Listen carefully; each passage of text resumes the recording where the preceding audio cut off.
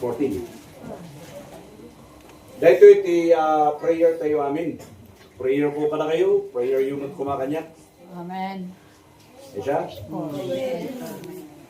Lumaminsan, nalaing tayo nga kararag at idug pa iti kararag tayo. Ada pa English na, ada pa Ilocano na, Patagalog na, Pakalinggaw, inonyata. Apay nga lumaminsan, maniglect tayo, dagito yung nga biblical verses na prayer ko mga naaarami din. Sakari? Apay nga kaya tayo nga mangikararag iti Our Father who art in heaven, hallowed be your name. Apay nga kaya tayo nga mang-memorize si Jeda maulit-ulit nga kararag, nga mamimiss tayo, dagito yung nga nagpipintas nga prayer, nga para kada tayo matlaan. Sakari? Kasaladikan tayo tatay nga parabor kental na. Kararag niya po Diyos di ay kararag niya Apostle Paul di ay para iti church di Galatians. Galatians chapter 1 verse 3, Gana verse 6, verse 5. Kararag na di jay.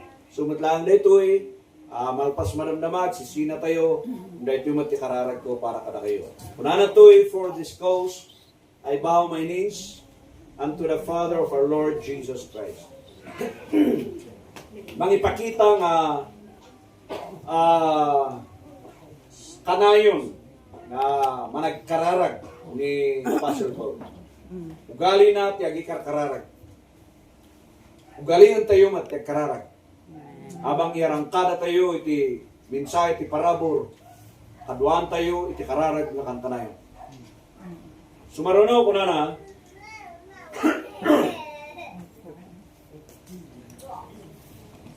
of whom the whole family in heaven and in earth is named. Ay nabat ipapanan tayo. Heaven, sangari. Nung pati matlaan, iti Israelite, the promised kingdom para kadakwada during the millennial reign. Naadal tayo di Kalman, ay nadiyay, na chart, naadal tayo di Kalman ni Jay. Na the end point, iti Israelite, the millennial kingdom ni Jay. Ya chart ni Jay, igit ni Jay.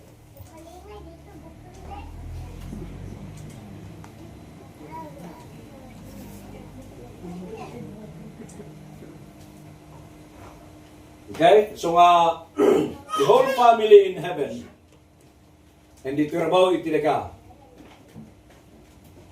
Kat may sa iti mang ituray awat sa bali no saan nga ni Kristo. Kat ikararag na kada tayo, next verse kuna na, that He would grant you according to the riches of His glory. Handa ba nga in grant na dayta? Inted na kada tayo.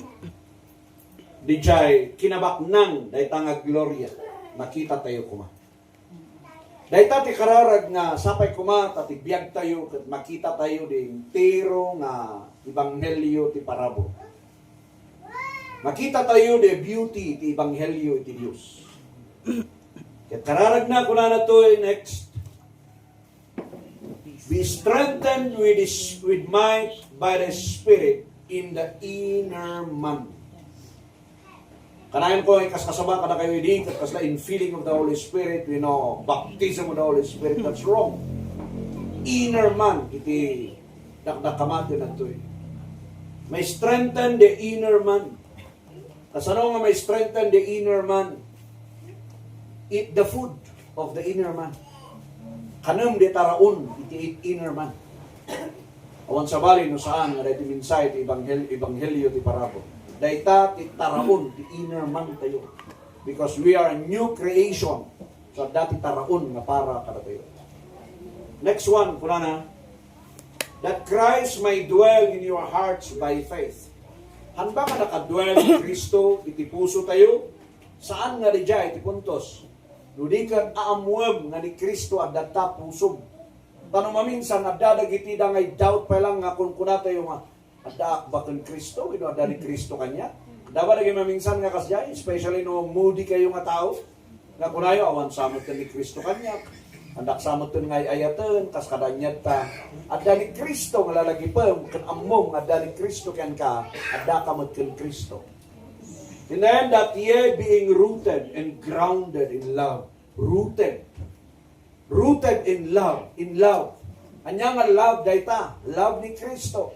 Rooted tayo kumari, naramid na God demonstrated His love towards us, that though we are still sinners, Christ died for us. Amen. Romans chapter 5 verse 8, ijay kuma iti pakain, pasdilkan tayo. Ijay kuma iti pakairamutan tayo. Ijay ayat niya po Yesu Kristo. Kasanong amo nga panpanunutan umununa di ay bakin. Amo nga panpanunutan tinaduma. Panunutan di ay ayat ni Kristo. Anya yung kakastana nga inayat dak ni Kristo. Nakaslagan mga imposible nga inayat dak ati Diyos. Sakari? Puno? Kaya imposible nga inayat dak ati Diyos. Ngam dito, kunana, that Christ may dwell in your hearts by faith, and then that ye being rooted, grounded. When grounded, no, dahil tati switch, ginapsi ka, may ground na niya. Naka-ground tayo dyan, ayat ni Kristo. Saan nga ayat ni ahang nga church? Di ayat ni Kristo. Di naka-groundan tayo. So magsilaw na ito tada connection na, different. Ginatang ni Oscar dahil tayo dyan ataw, inutsungsan, inayat ng gatangan na. Ataw, then in ground na, so nga nagsilaw. So if we are grounded and rooted in the love ni Kristo, hante yung man, establish tayo gusto. Next. May be able to comprehend with all saints what is the breadth, length, depth, and height. Kapuskol, kaatidyog, kaunag, kangatog. Numaminsan natin pala nga muna ito not unless maawatan tayo itiningsa iti mystery. Because dayta iti mystery. Naunag, naakaba, nalawa, napuskol, naatindog, natayak, anyata, dayta ti ayat ni Kristo. Nga dayta kumamot ti marich tayo ang amin. Dayta ti kararag ko marich tayo ang amin. Uray mapar kayo na napapanan tayo, agawit yung maramdama, dayta kumanga umakaba, lumato, umunag. Yan ang anay nga ayat tayo iti Diyos. Amen. Uray nung kula tayo nga, wow, na-bless ang inyong anniversary. That's not the point. The point is, no agawit ka, sino ka? When napintas, nag-urnong tayo, naggastos tayo, amin. Ay, kayo lang gaya. Ay, naggastos, nagaan ba siya naggastos ko? Amin tayo naggastos, nagsakripisyo, sangari. Nalpas, tinalpasan, o dahil nalpasan, di gastos tayo. But what? After this? May rooted tayo nga ta, grounded tayo lang ta, ti ayat ti Diyos. Napintas, taado tayo. Nungay may maysa. Parehas pa lang ba? Karkarkaro pa kindi. Then next. And to know the love of Christ which passeth knowledge, that ye might be filled with all the fullness of God.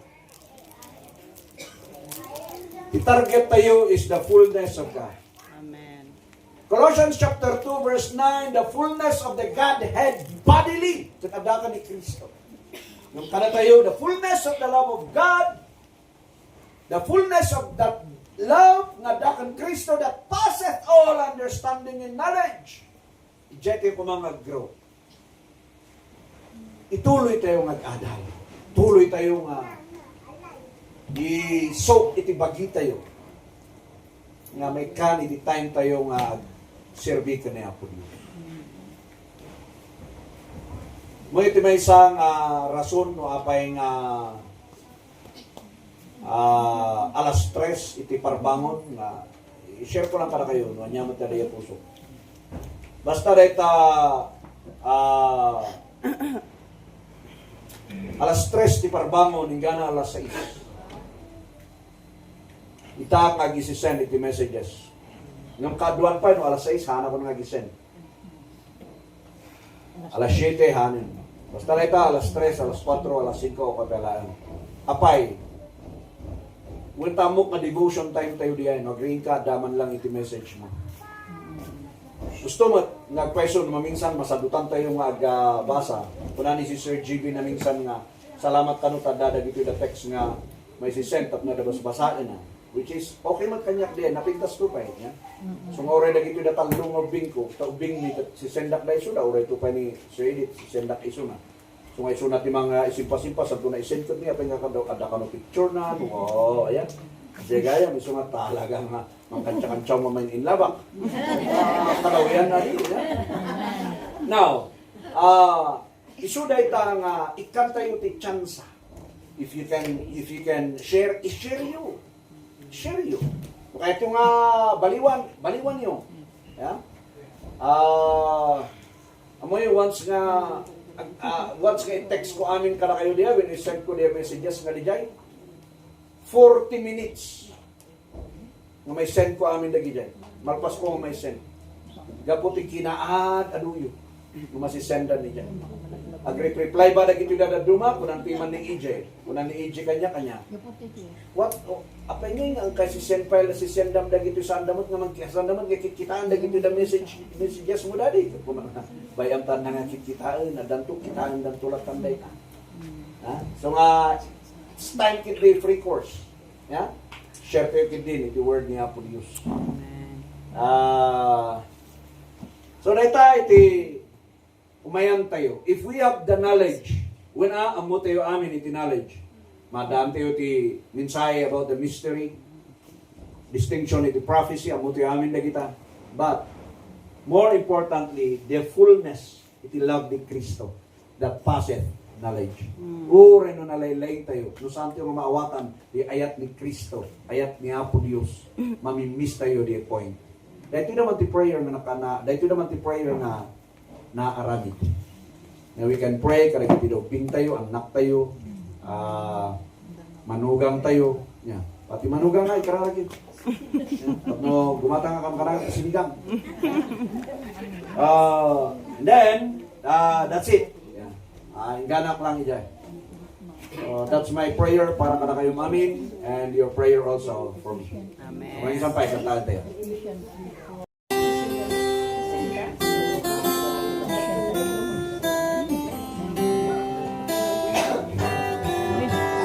Holy Ghost, I bow my knees to the Father of our Lord Jesus Christ. Magamit na kabay mo. Whom the whole family in heaven and earth sing. That He would grant you according to the riches of His glory, to be strengthened with might. Spirit